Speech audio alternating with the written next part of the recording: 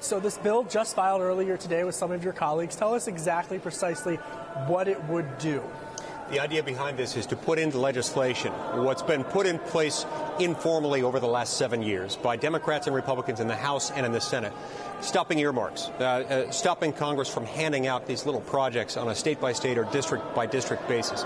The idea is to decentralize power and make sure that no one person can gain too much control of the process, and earmarks inevitably lead to that. Now, there's some interesting lawmakers who are on board with you, including Senator Claire McCaskill, a Democrat, and President Trump has even suggested that he's interested in this. What can you tell us about the conversations that have gone on and the chances of this really gaining traction?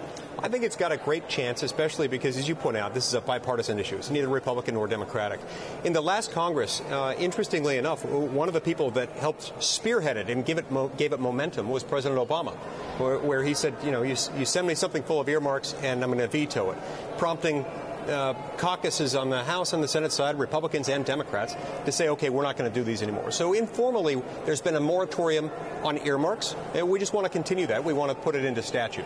Now, so you hear about how President Trump, he always says he wants to drain the swamp. Earmarks, of course, something that no one really likes, unless it's happening in their district, right? So how do you communicate to lawmakers who might say, okay, we're against earmarks, but then, at the end of the day, when it comes down to it, maybe they all right, maybe for our district it's okay. Yeah, we've got to remind them that earmarks are the swamp. It's not just that they lead to swamp-like behavior. They are the very definition of the swamp itself.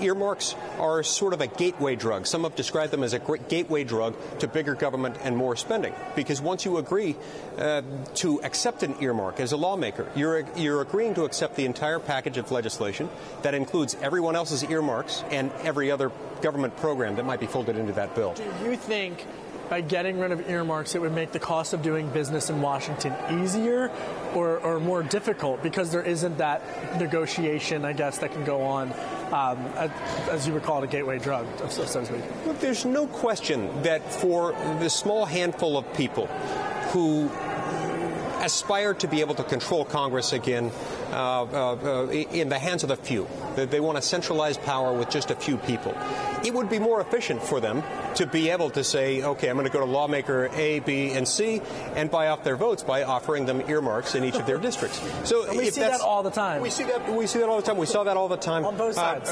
Prior to the 2010 election, when earmarks ended up being put mostly off the table. And so it has its own form of efficiency. If that's your flavor of efficiency, then you probably like earmarks. The American people don't. They don't want government to be operating that way.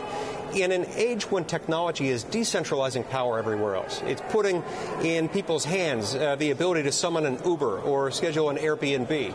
They also want their government to decentralize, and that includes here in Congress, and that means getting rid of earmarks. A lot of dysfunction with earmarks, also a lot of dysfunction recently with the partial government shutdown, and now we have this February 8th deadline coming up. Are you confident that there's not going to be another government shutdown, and if so, why? No, I'm not. And the reason I'm not confident that there won't be is because when we operate with back-to-back continuing resolutions, and when those continuing resolutions are brought up at the very last minute, with days or sometimes hours to go before the spending deadline, before the cliff, and members are offered no opportunity to have meaningful debate or an amendment process to improve the legislation, a shutdown becomes exponentially more likely. And every time we roll those dice, we're running a higher and higher risk of a shutdown. What's the big issue on February 8th that you think could potentially lead to another shutdown? Well, here again, the existence of a continuing resolution. For more immediate purposes, though, separate and apart from the risk of a shutdown inherent in the back-to-back continuing resolution without opportunities for debate and amendment, what happens with respect to DACA could end up making a difference. What do you want to see happen with DACA? I think it's very important that we address the needs of the DACA beneficiaries, those who have been brought here by no choice of their own as children and didn't do anything wrong, didn't do anything willfully to violate the law, while providing for border security and also addressing some of the underlying issues related to chain migration. I think if we can keep it narrowly focused on those issues, we can find some bipartisan agreement. What we found in 2013 is that with an immigration bill, the bigger you make it, the further it extends. you can weight it down. If you think of it as a Christmas tree and you get too many ornaments on it, it'll eventually weight it down. This is my final question is following up on that. The March 5th deadline with DACA coming up, and the potential for there to be another government shutdown, Senator. What is the main difference, or is there a difference, or do you think Republicans are all on board on DACA together? Because some folks would argue that they're not.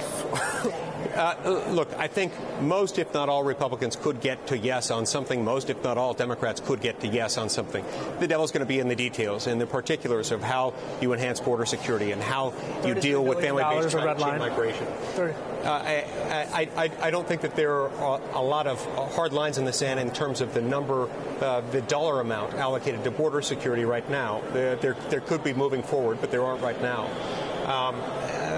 But I think it's possible to get to an agreement. It's just going to come down to the particulars of what people are willing to vote for. Senator Mike Lee, Republican, we appreciate your time.